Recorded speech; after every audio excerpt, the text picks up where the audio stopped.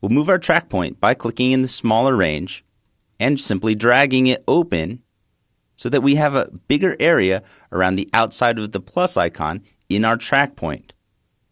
We don't want to click and move the track point because if we do that, effectively, that's going to move our attach point. What we want to do is move the entire range.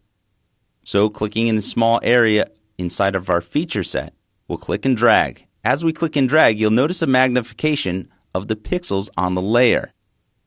The pixels look a little bit choppy here, and we're not going to track an individual pixel under our attach point.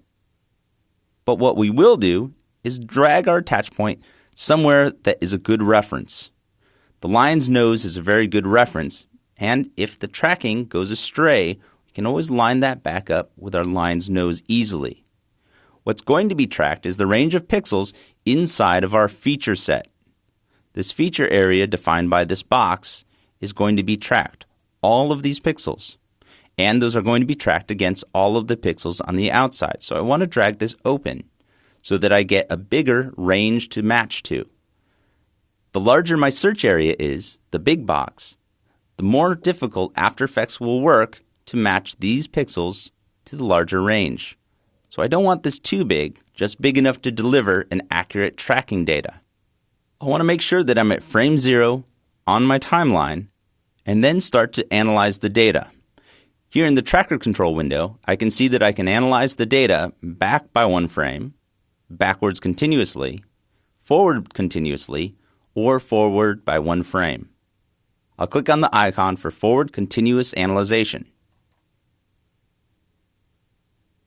As it moves forward, you can see the track point, the attach point, feature set, and search area move up and down as it analyzes each frame in our clip. Once the clip comes to an end, the camera position stops, and the tracking data is shown by a series of keyframes. Now, the keyframes aren't applied to anything yet. All they are just simple keyframe data with X and Y coordinates, and they are attached now to the layer that we've tracked.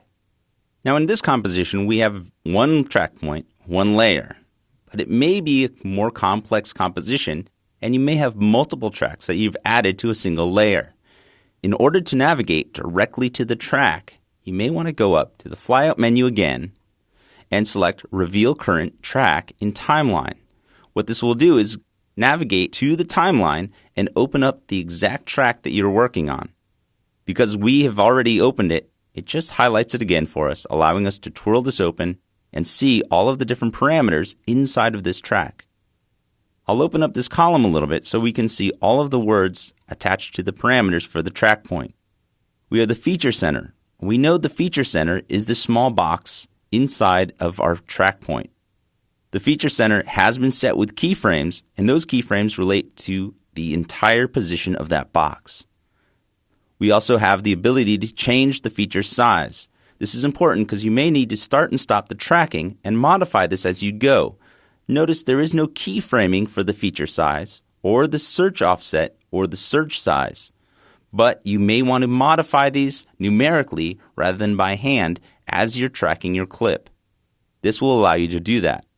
As we scroll down a little bit further, we see that we have keyframes set for confidence, a keyframe track for attach point, and our attach point offset. Our attach point is the small cross in the center of the box, and the confidence level is a set of keyframes with a percentage tied to how accurate After Effects believes this track to be.